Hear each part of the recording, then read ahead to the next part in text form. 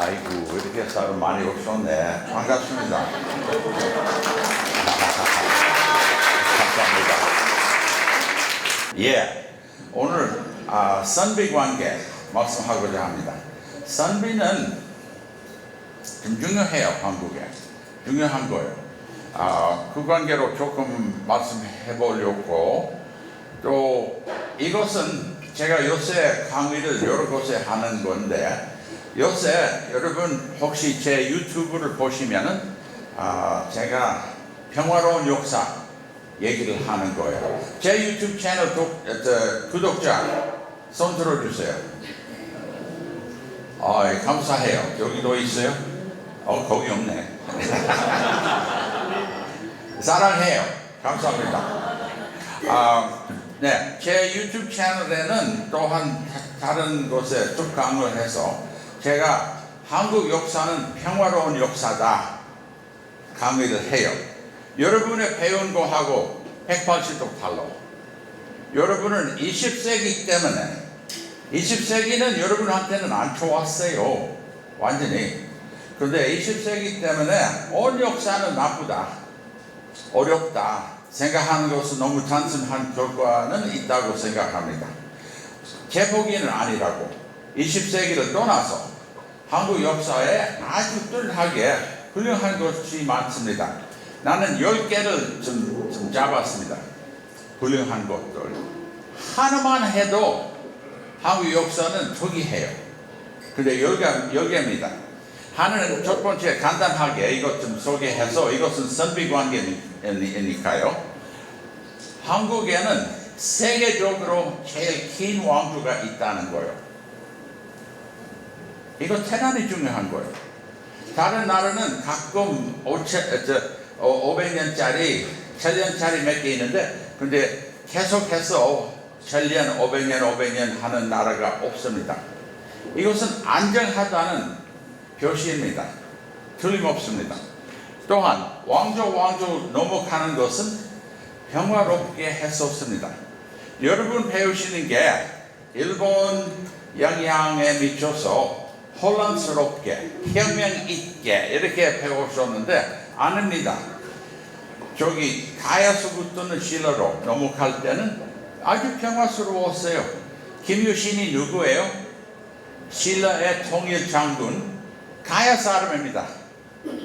가야 사람은 다른 나라 갔으면은 이미 다 죽였을 거예요. 지배층이. 근데 가야서부터 신라는 고려한테 넘어갈 때는 고구려가 후백제에 대해서 원수하면서 고구려는 신라의 보호자 했어요. 그러니까 평화롭게 거기로 경주 사람은 개성으로 올라갔습니다. 또 중국가 무엇보다도 있는 것은 그 성씨. 우리 한국의 성씨는 주로 소라볼 성씨입니다. 신라의 성씨입니다. 또한 고려에서 조선으로 갈 때는 어떤 역사책에서 이성계는 아주 큰 혁명을 이뤘다 이렇게 하는 거예요. 아닙니다. 혁명이 아니었습니다. 고려 시대의 지배층, 조선 시대의 지배층과 똑같은 지배층입니다. 또 이성계 씨가 어디 갔죠? 미화도 갔다가 이거 안 되겠다, 다시 개성에 가서 정권을 잡기로 했는데, 정권 잡을 때는 얼마나 걸렸습니까?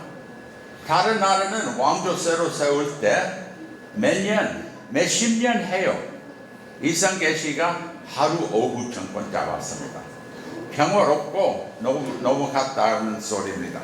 물론 사람 죽었는데, 물론 조금 혼란스러운 일이 있겠지만 작아요. 사소한 일이라고 좀 생각됩니다. 세 번째, 여러분 나하고 싸우실 거예요. 여러분은 한국에 침략이 많이 당했다, 900번 침략이 당했다 하는 소리가 있는데, 나는 이것은 거절합니다. 완전히 거절합니다. 신라 통일 때부터 20세기 때까지는 그동안 1200년 동안은 침략이 큰 거 2개밖에 없다고 주장합니다. 몽고, 임진왜란. 근데 여러분은 아이고 저 병자호란, 정묘호란 있잖아요. 이거 완전히 다른 거요. 청나라가 들어올 때는 한국은 원수 만들려고 한 거 아니고 일본군처럼 막 사람을 작사하는 것이 아니었습니다. 왕궁에 와서 왕의 항복 받고 나갔습니다. 또 두 번째는 왕이 모르게 인조가 뭘 합시다 했잖아요. 청나라가 알게 돼서 또 왔어요. 왕이 약속을 어겨놨어.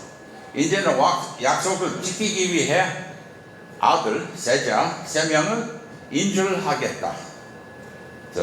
납치하겠다 했는데 근데 석방시켰잖아요. 그 나중에는 또 납치할 때는 그 애들 데리고 저기 떠났습니다. 또 막 사람을 막 죽인 거 아니에요. 일본하고 아주 완전히 다른 거예요. 그러니까 왜 침략이 많다 하는 소리냐면은 20세기 때문에. 20세기는 한국은 자유가 없었고 아주 피해자 한 정신이 있어가지고 온 역사의 피해자 정신으로 보기로 했었습니다. 난 그렇게 해석합니다. 여러분은 이 180도 머리를 바꾸는 것 좀 어렵다고 생각하지만 좀 생각해 보세요. 천천히 생각해 보세요. 또한 네 번째, 다른 나라를 침략 안 했다는 것은 사실이에요. 이거 논의할 거 없어요. 한국은 평화로운 나라이라고 좀 주장되는 거예요. 또한 저기 다섯 번째, 압록강. 압록강이 이 지구에 제일 오래 가는 경계선입니다. 제일 오래 가는 국경입니다. 유럽 가면은 이 국경이 저기 50년마다 옮겨요.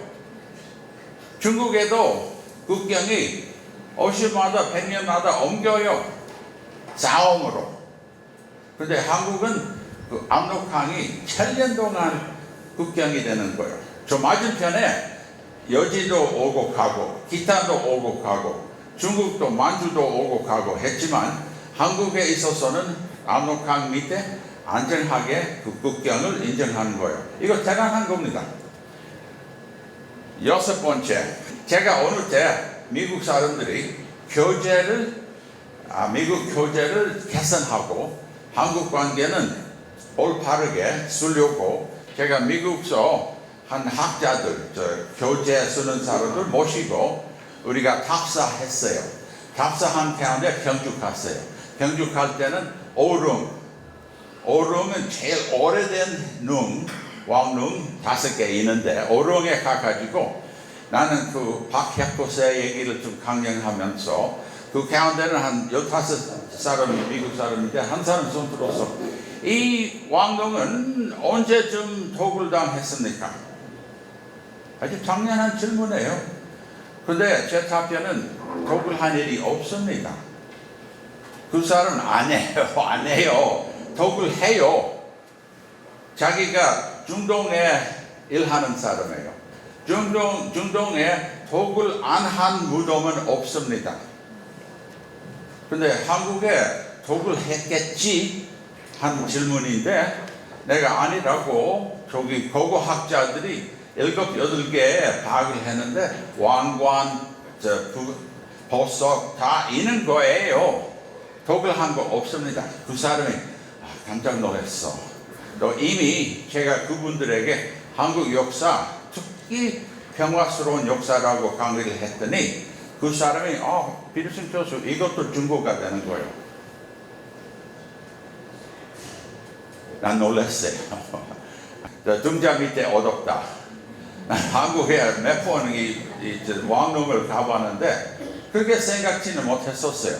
밖에 사람, 우물 밖에 온 사람이 와서 이렇게 판단을 해가지고 난 놀랐습니다. 사실이에요. 일본서도 왕릉을 도굴 안 하는데 중국에서도 도굴을 해요. 명나라의 왕릉은 명나라 끝기 전에도 훔쳤어.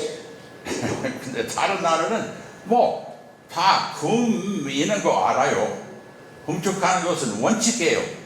원칙이에요. 훔쳐가는 거. 근데 한국은 안 그래요. 평화스러운 거예요. 이것도 주고가 되는 거예요.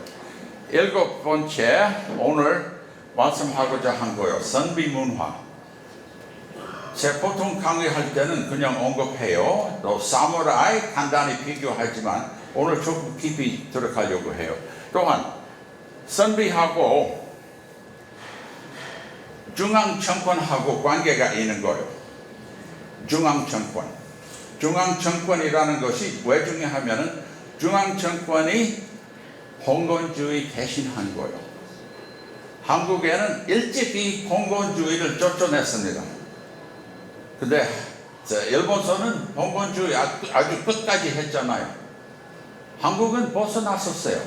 근데 일제시대에는 일본 사람이 조선진을 가리키면서 너는 너무 약해.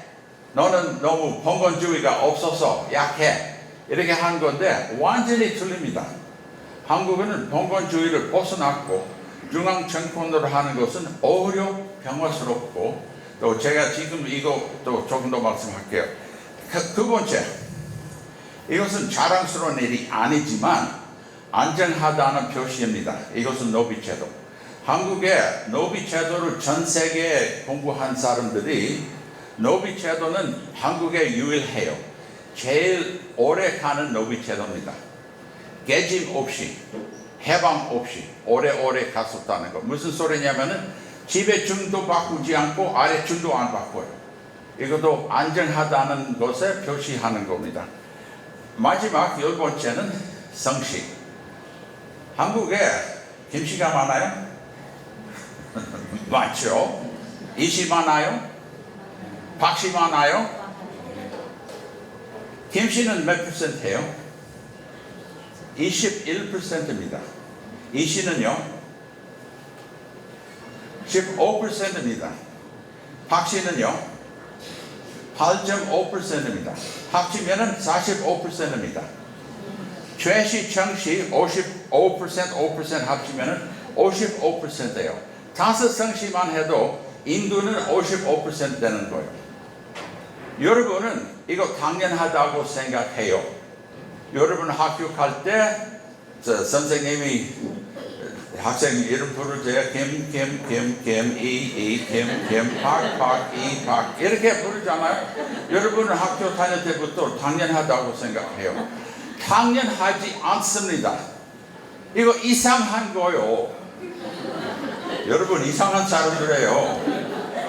이렇게 성씨가 이렇게 되는 거. 저기 다른 나라는 이렇지는 않아요. 저기 한국에 몇 개 성씨가 있을까요? 250개입니다. 원래 250개. 일본은 몇 개 있습니까? 한국 250개, 일본 250개예요? 안 해요. 2,500개예요? 안 해요. 25,000개예요? 안 해요. 25만 개 이상 30만 개입니다. 몰랐지요? 예, 여러분은 너무 당연하다고 김씨, 이씨, 박씨 당연치 않다는 소리예요. 저기 일본에 30만 개 성씨가 있으니까 한국에 성씨가 하나, 일본에는 1,200개입니다. 그만큼 한국의 성씨라는 것은 특이해요. 이유가 있습니다. 이유가 있는데 이유는 한국 역사가 평화스러웠다 한 거예요. 왜냐하면 왕조가 무너질 때 그 왕가를 죽이지는 않은 거예요. 그래서 김해 김씨가 가야 김씨가 남아 있어요. 오늘도 김해 김씨 손 들어주세요. 김해 김씨 손 들어주세요. 10%예요.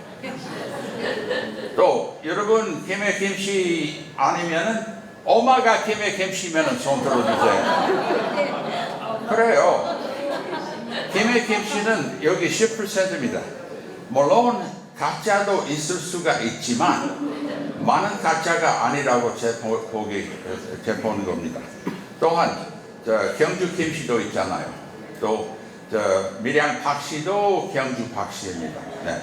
그러니까 이 성씨가 한국에 이렇게 이상하게 김이팍 많다는 것은 평화로운 나라의 상징입니다. 나중에 누가 외국 사람이든지 아이고 김씨가 많구나. 한국에 여기 김씨도 많았고 여기도 김씨도 많았다. 여기도 김씨 많았다. 이거 할 때는 이렇게 답변해 주세요. 네, 우리나라가 평화스러워서 그래요. 우리나라에 먼저 왕가를 죽이지 않고 계속 살아있는 겁니다. 우리나라에 평화로운 나라다. 김이팍 이렇게 상징하는 거예요. 오케이, 그러면 이거 좀 소개 시작. 우리 이 가운데는 김이팍 관계 얘기합시다. 선비 관계 얘기합시다. 제가 유튜브 채널 해요. 아십니까? 아직 안 한 사람 저기 QR 하면은 금방 되는 거예요. 항상 장사. 이거 장사 안 합니다. 제가 적자입니다. 제 기술자 돈 주고 제 돈 나오는데 작년에 나는 이 유튜브는 한 1,000불 정도 적자했습니다. 1,000불 정도 적자했습니다. 그러니까 나는 이것은 취미로 하는 것보다도 교육용. 제 유튜브 영상마다 학교 선생이 이용하는 것 생각해요. 그러니까 교육용으로 하나 보고 학교에서는 좌담하고 배우는 것으로 지금 생각합니다. 오케이, 유튜브 채널 하는데 유튜브 채널에 댓글이 댓글은 되게 좋아합니다. 다 읽어요. 완전히 다 읽어요. 이것은 교육되는 거예요, 저한테. 한 가지 배우는 것이 교육으로 한국 사람이 요새 유교를 미워하는 거예요. 되게 미워해요. 말로 유교는 좋다 하지만 특별히 여성들이 유교를 미워하는 것 좀 많아요. 선비까지 안 좋다 하는 사람들이 있는데 이거 잘못입니다. 유교는 훌륭한 겁니다. 다만 조선 말세부터 유교는 후계 사회로 옮겼습니다. 후계 가부장, 남자 우선, 남선 여후 이런 것은 유교는 안 합니다. 이것은 후계 정신입니다. 원래는 신라 시대부터 거를 시대 동안 조선 중기 때까지는 아주 평등하게 남녀했었습니다.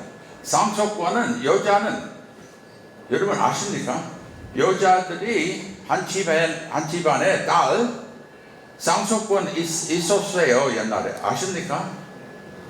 모르세요? 있었어요. 난 증거를 좀 보여줄 수가 있습니다. 언제까지 여자는 상속권 있었습니까? 언제 잃었습니까? 아십니까? 17세기 말입니다. 그 전에는 평등으로 좀 했었습니다. 그러니까 평등 유교 사상은 현대 사회에서도 있는 거 좋아요. 왜냐하면 유교 사상이 좋은 거 많아요. 충, 효, 인위예지 이런 거 기독교인이면서도 나는 기독교입니다. 이것은 뭐예요?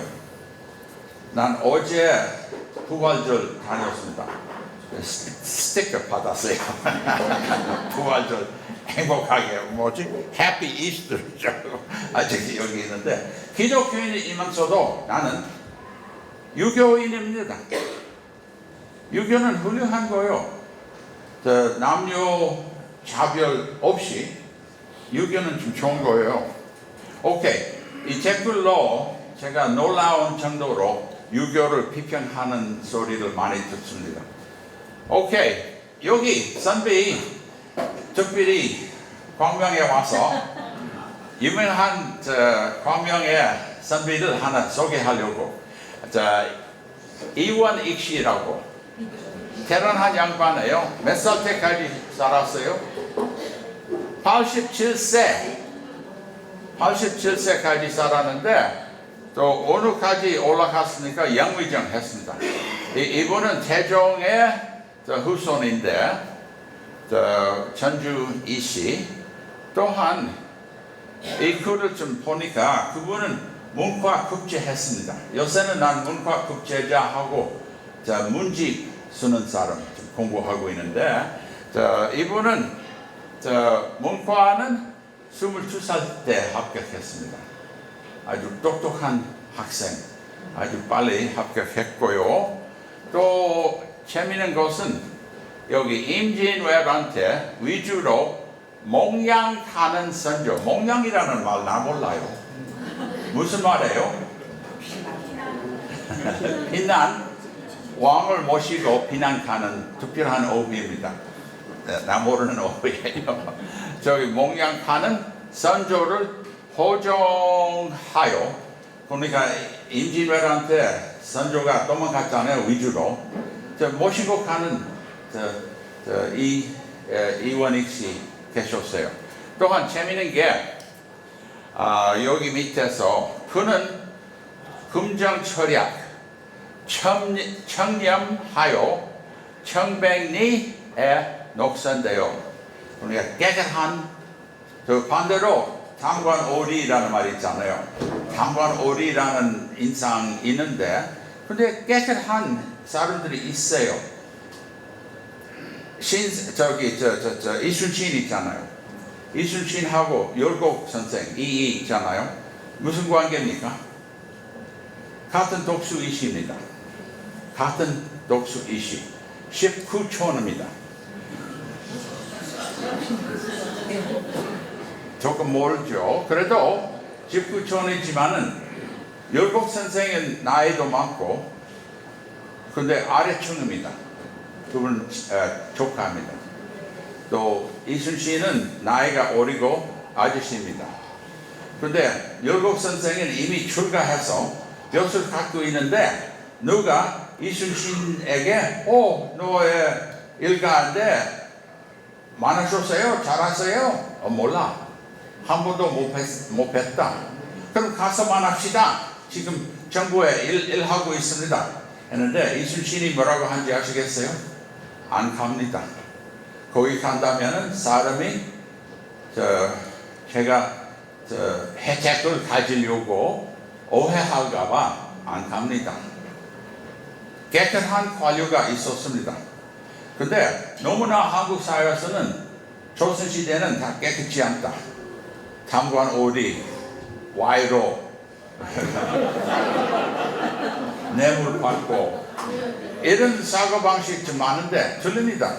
이런 깨끗한 사람도 있어요. 보세요. 이 관계로 그 다음 문장에 1631년 이원익 씨가 84세 84살 때에 나이 많으신 분인데, 저기 인조가 강홍중에게 이원익 씨에 대해서 문안을 알아보라고 가보라고.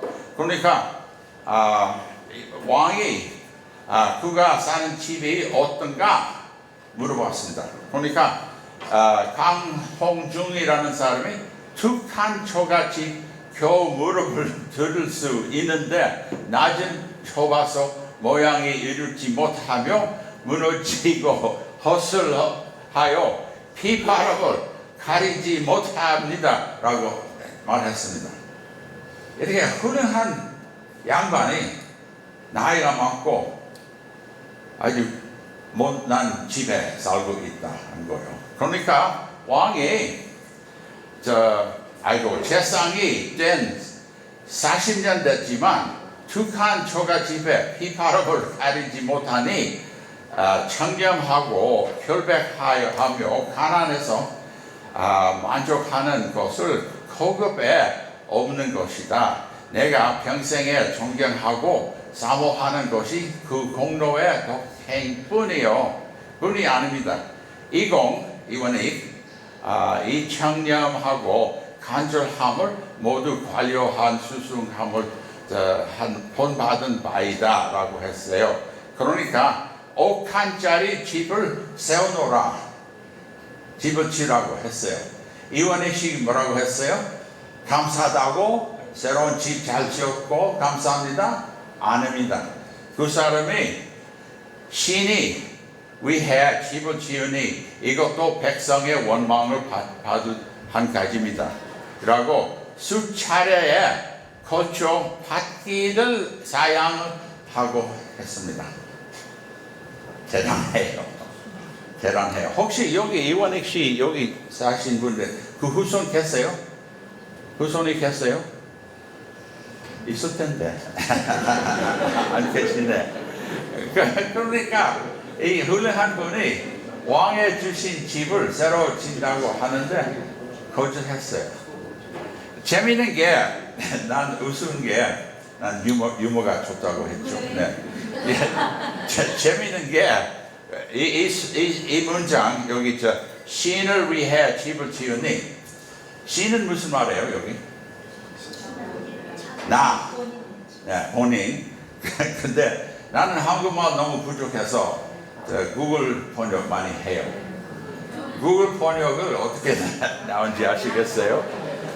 I am building a house for God. 신을 위해 집을 짓는데. And this is one of the things that the people resent.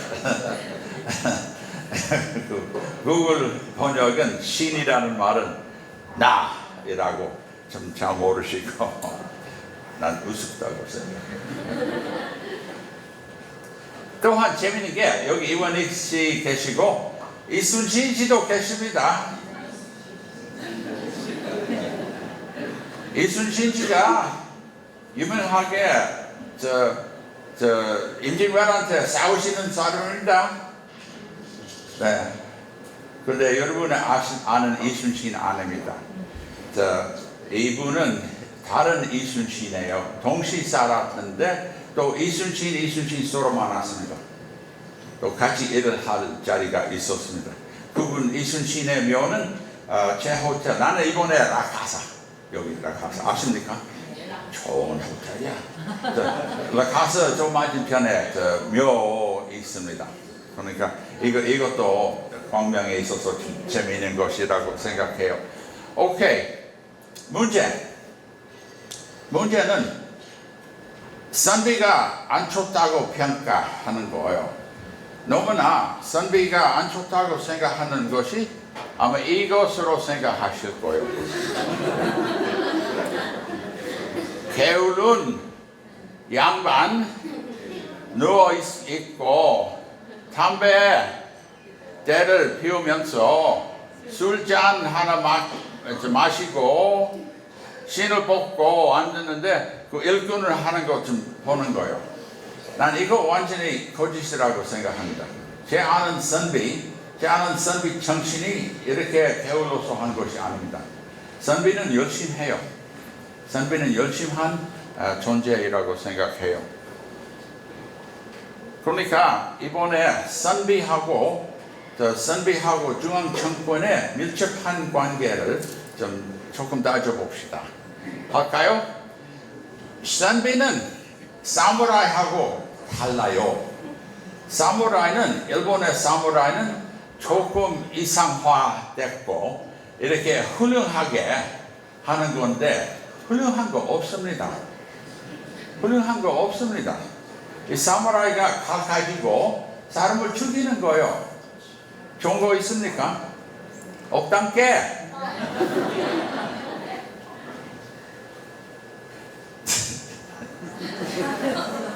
너무 이상화하다는 것은 미국까지 가요. 미국에도 사무라이 대단하다 이렇게 생각하는 사람이 있어요. 이 양반은 누구지? 톰 크루즈 있죠? 그뿐만 아니라 이분은 누구요? 키아누 리브스. 47 로닌이라고 하세요. 로닌은 주인 없는 사무라이. 또 일본에 아주 사건 있었어요. 그 사무라이 47명 사무라이의 주인 누구한테 죽음을 당했어. 그러니까 47명은 그 사람을 죽였어요. 복수.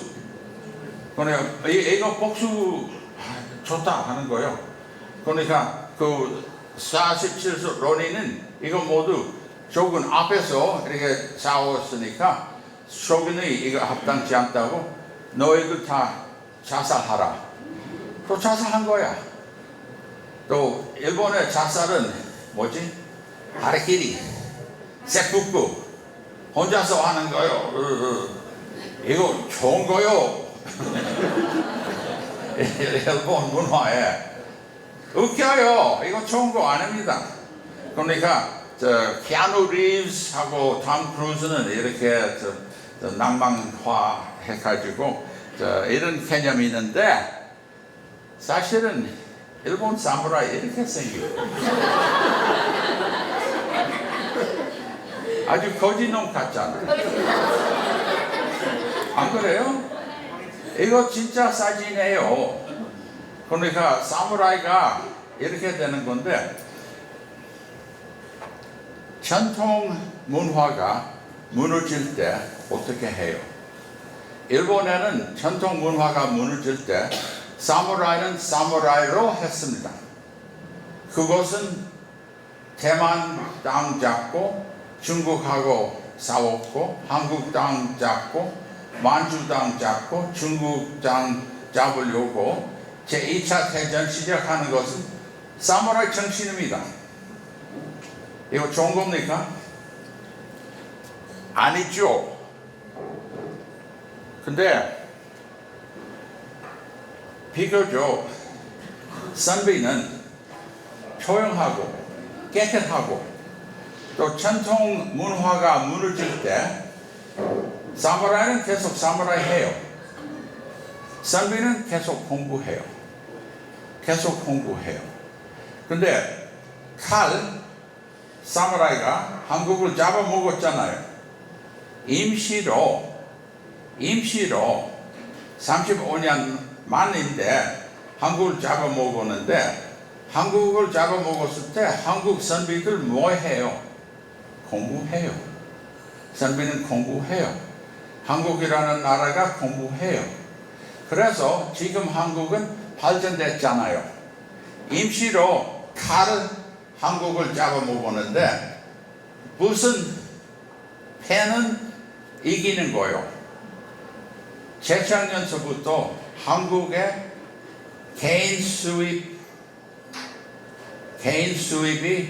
일본보다도 높았어요. 한국은 지금 이기고 있습니다. The pen is mightier than the sword. 무슨 말인지 아시겠어요? 한국은 is mightier than Japan. 난 그렇게 봅니다. 오케이, 선비 관계 조금 따져봅시다. 한국은 선비 나라예요. 돈에다가 누구예요? 선비들이죠. 그러니까 이 양반은 누구지? 선비죠. 이 양반은 누구지? 네, 선비죠. 이분은 누구죠? 선비다운 왕이에요. 모든 왕들 가운데 선비적으로 선비 생활하는 왕이에요. 이분은 누구요? 이분의 어머니이신데 선비의 어머니시지만 선비입니다. 그 여자분도 선비예요. 글도 쓰시고 여러 가지 모범적인 생활하신 분이에요. 그분은 자녀분 몇 있습니까? 7이 있죠. 7은 세 번째입니다. 몇 명 있었어요? 신사임당 자녀분? 몇 명? 7. 맞아요. 또 순서는 아세요? 아들, 딸, 아들, 딸, 아들, 딸, 아들. 아주 모범이에요. 아주 기계처럼 아들 하나 놓고 딸 하나 놓고 딸 8 만나는 것이 아니고 여기 원장님이 딸 8명의 하나입니다. 엄마가 신사임당은 아니고. 그러니까 이 한국은 선비 나라라는 것은 아주 좋은 거예요. 아주 훌륭한 거예요. 여기 저 장군 하나도 없고요. 옛날에 난 아직도 있어. 저기 저 옛날에는 저기 저 이것도 있었어요.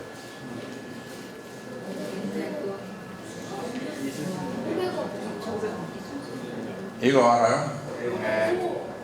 장군 장군 안에 있는데 이거 항상 들고 가는 거예요. 혹시나 내일 모레 굴비 난 서울시청에 이 양반 관계 발표도 하나 있습니다. 거기서 학회 서울시청의 학회. 그러니까 그런데 선비예요. 아주 선비입니다. 전쟁 중에서도 그렇습니다. 난중일기 여기 저 유네스코 기념으로 난중일기는 유네스코 인정한 거예요. 또한 그것뿐만 아니라 저기 저 시 쓰시는 사람이에요. 아주 선비입니다. 틀림없이. 오케이. 그러니까 이 선비하고 정부의 관계를 좀 조금 들어가 봅시다. 저기 저 선비하고 중앙정권은 무슨 관계 있을까요? 중앙정권이 각 지방의 호장, 봉건주의보다도 평화스러워요. 중앙정권. 그러니까 중앙정권이 봉건주의를 파괴시켰습니다. 한국에 아주 일찍 봉건주의를 파괴시켰는데 그 중앙정권의 성공 알기 위해서 과거제도입니다. 왜? 과거제도를 통해서 사람을 뽑습니다. 정부의 일꾼 시험으로 부스 잘 쓰는 사람, 칼 잘 쓰는 사람 안 해요. 또 무과도 있지만 무과는 칼 잘 써야 되지만 굴도 잘 해야 되는 거예요. 또 한국에는 아주 재미있게 제시정권으로부터 고려시대 제시정권으로부터 잘 배웠습니다. 이 균형 있게 문 잘 해야 되는 거예요. 그 이후로 700년, 800년 동안 한국은 무 균형 있게 좀 잘했었어요. 다른 어느 나라보다도 잘했어요. 그러니까 문과 시험은 아주 키입니다. 958년서부터 첫 번째 과거 시험 했었어요. 그 시험에는 그 이후로 조금씩 시험에 힘이 생겼습니다. 958년에는 3명 급제했습니다. 모두 외자입니다. 왜 그런지 모르지만 저기 최성씨는 장관했어요.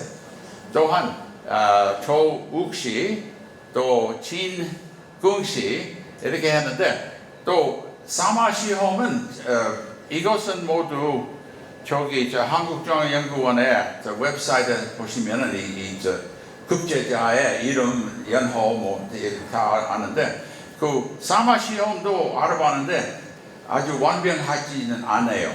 예를 들면 저기 이것에 의하면은 제일 첫 번째 사마 급제한 사람은 1032년인데 저기 진사 급제한 사람이 청공지시라는데 그런데 조욱이라는 사람을 보면은 문과 급제하기 전에 진사 급제했다 한 거예요. 그러니까 아주 일찍이 이 시험 제도가 과거 제도가 시작한 거예요. 이것은 중앙정권의 힘입니다. 제가 최근에 재미있는 거 발견했습니다. 제가 혼자 발견한 거 아니고 이 양반 여기 얼굴이 나와 같이 나오는 그 양반이 유우식이라는 사람인데 미국에 계시고 한국에 자주 오고 그분은 과학자입니다. 과학자이신데 어쩐지 누가 한 책 금속 활자인지 아닌지 따져보라고 했었어요. 그런데 그 사람은 여러 가지 시험을 해봤으니까 그 책은 1239년 책이 정확히 금속 활자로 했다고 판단했습니다. 그러니까 나는 이거 재미있다고. 여러분은 직지 잘 알죠? 직지는 직지보다도 148년인가 저 앞에 한 거예요. 또 우리 알기에는 이규보이라는 사람 있잖아요. 고려시대 이규보 씨가 하는 책에서 금속 활자가 1234년에 1234 금속 활자가 있다 말이 있습니다. 그 발행한 책은 유교 책인데 찾을 수 없어요. 못 찾아요. 근데 다른 책 있겠지 해보니까 이제는 중도가 불교의 책이 1239년짜리 이제 발견했습니다. 근데 발견했는데 한국 학계에 아니라고 하는 사람 많아요. 왜? 직지는 이미 세워서 직지는 이미 유네스코 인정도 받고 직지를 무시하면은 좀 아까워서 반대하는 의사들이 있어요. 또한 중도가 1239년짜리가 오랫동안 목판으로 판단했었어요. 금속 활자 아니고 목판이다 이렇게 했었는데 이 양반이 잘 공부해서 목판 아니라 금속 활자입니다. 그런데 이거 중고가 보여주기가 힘든다는 것을 제가 생각해 보니까 목판, 금속 활자 거의 같은 거예요. 거의 같은 건데 이것은 구텐버그하고 어떻게 판단할까요? 구텐버그 항상 직지는 구텐버그 앞에 있다 하잖아요. 그러니까 제가 깨달음이 있었어요. I had an epiphany. 무슨 깨달음이냐면 목판하고 한국의 금속 활자하고 거의 같은 거예요. 별로 새로운 발명은 아닙니다. 또한 연구를 해보니까 고려시대에 한 책이 발행하려고 하면은 금속 활자를 먼저 하다가 그 금속 활자는 한 10번 정도 해가지고 각 지방에 보내요. 각 지방에 그 원본을 가지고 목판 만들어요. 목판 왜 만드냐면은 목판에도 정확해요. 금속 활자를 움직여요. 또 한 번 하면은 다 끝났어요. 근데 목판 하면은 오늘 인쇄하고 10년 후에도 인쇄하고 100년 후에도 인쇄할 수가 있으니까요. 목판 하는 것이 많아요. 이규보 씨가 뭐라고 했죠? 1234년에 첫 번째 목판 금속 활자 했다. 동시에 해인사 대장 팔만 대장을 하는 동시에 한 거예요. 그러니까 금속 활자가 그렇게 좋으시면 왜 목판을 이렇게 8만 장을 하는 거야? 목판이 더 중요하다는 거예요. 그러니까 제가 또 생각해 보니까 목판하고 금속 활자의 판하고 거의 같은 거예요. 또 그 인쇄된 거 보니까 구별하기가 참 힘들어요. 그러니까 그렇게 생각해 보니까 또한 유식 박사가 목판인지 금속 활자인지 판단하다는 것은 재미있는 거 했어요. 목판이 줄어요. 나무가 물이 많이 있어서 물이 말랄 때는 줄어가요. 그러니까 그 금속 활자는 크고 목판은 짧아요. 이것은 하나 증거가 되는 거예요. 또 오늘 제가 슬라이드 안 했지. 또 최근에 그분이 엑스레이 플로로스코프로 Fe, 아이론, 절세가 인쇄로 옮기는 것도 발견했습니다. 그러니까 틀림없이 그분의 주장하는 1239년짜리가 제일 오래된 금속 활자 책입니다. 근데 so what? 그것은 구텐버그처럼 전 세계 바꾸는 것이 아니었습니다. 어떻게 됐냐면은 구텐베르그하고 생각하면은 구텐베르그하고 집지하고 비교하는 것이 안 됩니다. 뭘 비교해야 되느냐면은 구텐베르그하고 목판하고 비교하는 것은 합당합니다. 무슨 소리냐면은 구텐베르그가 이런 프레스 있어요. 이것을 탱게요. 이거 프레스로, 프레스라는 말은 압력 주는 거예요. 이거 기계입니다. 한국에는 러빙해요. 기계가 아닙니다. 이 기계라는 것은 얼마나 중요하냐면은 프레스라는 소리는 지금 무슨 말이에요? 신문은 프레스라고 해요. 기자는 프레스라고 해요. 이거 완전히 세게 바꾸는 거예요. 구텐베르그가. 근데 한국에도 중요한 일이 있었습니다. 깊이 들어간다면은 구텐베르그가 뭘 했냐면은 필사본 대체한 거예요. 구텐베르그 앞에 무슨 인쇄 무슨 목판 없어요, 유럽에. 필사본. 그때는 어떤 교회에서 어떤 신학연구원에서 바이블 있으면은 사본으로 했습니다. 누구 앉아서 이렇게 한 장 한 장씩 한자씩 쓰는 거예요. 한국에 필사본 대신하는 것이 목판입니다.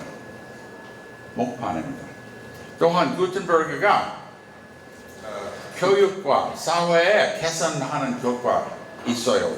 또한 봉건주의를 파괴한 거예요. 구텐베르그가. 근데 한국하고 비교해 봅시다.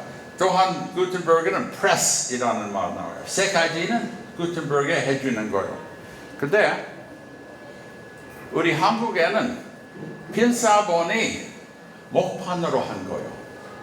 그 목판으로 오늘 선비관계 얘기입니다. 이거 선비관계 얘기입니다.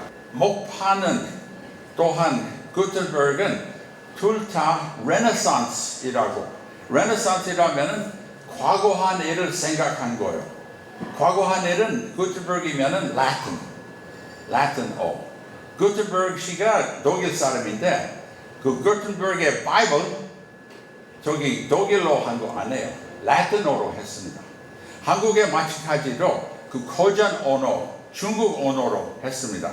이것은 레네상스예요. 옛날과 똑같이 공자가 가라사대, 맹자가 가라사대 이렇게 하는 거예요.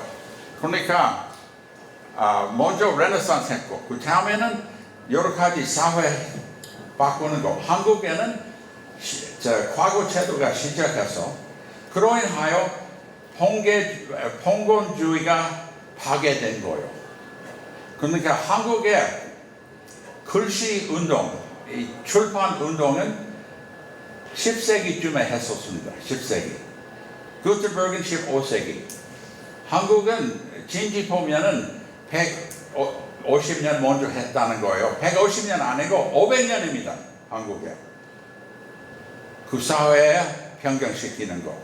그러니까 봉건주의를 파괴한 것이 모두 목판 때문이라고 생각해요. 한국에.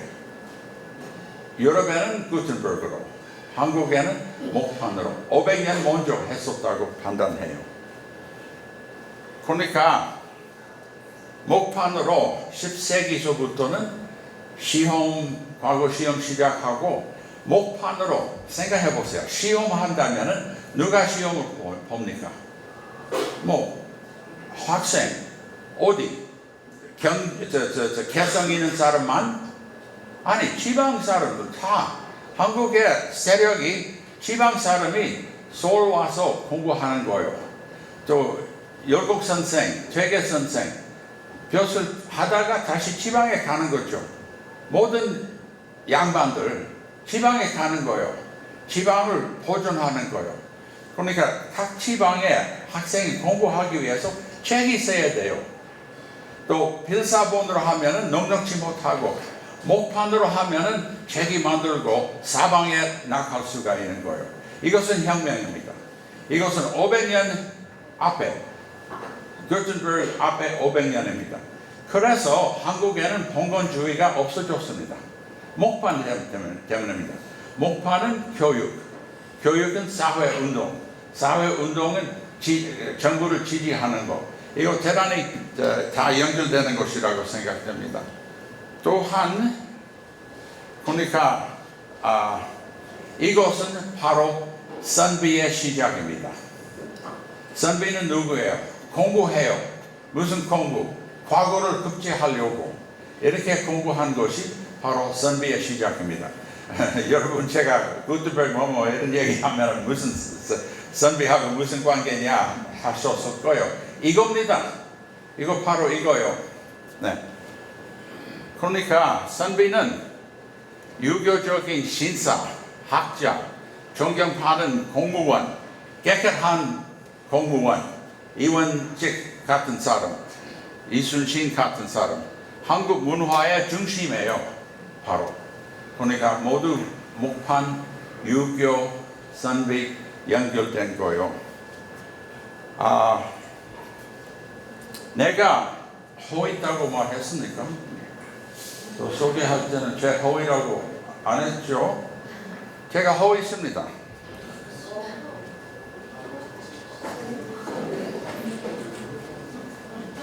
허는 소유, 서쪽에 유교를 하는 선비. 나도 선비 되고 싶어요. 또한 제 자 있습니다. 제 자는 뭐요? 요새 한참 못 읽는 사람 너무 많아서 제 자는 유교, 선비, 유자 타 남에게 유교의 중요성을 가르치는 사람이에요. 또한 유타이라는 것이 뭐예요? 제 고향 유타주. 아이고 의미가 깊다.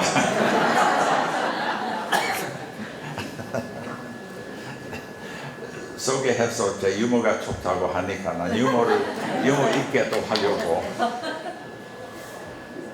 저 선비의 미래 어떻게 될까요? 선비의 미래는 유교의 미래와 같은 거예요. 선비는 계속 발전할 거예요. 한국의 교육 제도가 아주 강하니까요. 한국에는 교육열이라는 어휘가 있잖아요. 교육은 너무 지나치게 한다는 거. 근데 한국의 교육열이 제 해방 후 생긴 것이라 생각하는데 나는 아니라고. 이 교육열이 천년됐습니다. 이 과거 제도 시작한 때부터 천년이 됐습니다. 그래서 한국에 성공하는 나라예요. 그래서 한국에는 아주 아름다움이 많습니다. 오늘 저 여자분 세 분 노래를 부르는 거 했잖아요. 너무 좋았어. 또 제가 그분들이 가셨을까? 제가 좋아하는 거 뭐냐면은 그 북치는 사람. 북치는 사람 보통 노래를 안 해요. 근데 그분의 얼굴을 보셨어요? 아주 기쁘게 같이 이렇게 한 거요. 이것은 아름다운 교육. 이분도 배웠잖아요. 이 한국의 이것의 아름다움이 아주 교육의 중심이에요. 난 그렇게 생각해요. 여러분 동감하실지 모르지만. 그러니까 유교는 발달하려고 한다면은 후계 없이 남녀 차별 없이 진짜 유교를 해야 되는 거예요. 유교 가운데는 인위의 지는 뭐예요? 공부, 선비 이거예요. 네. 오케이. 마지막 칼보다도 붓은 힘이 있다 한 거예요. 이것은 한국의 비결입니다. 이것은 사실이에요. 한국에. 이것 때문에 한국은 일본보다도 강하다는 거예요. 네. 아마 이것으로 마칠 거예요. 아니 이것도 선전해요. 오케이, 이것으로 마치겠습니다. 감사합니다.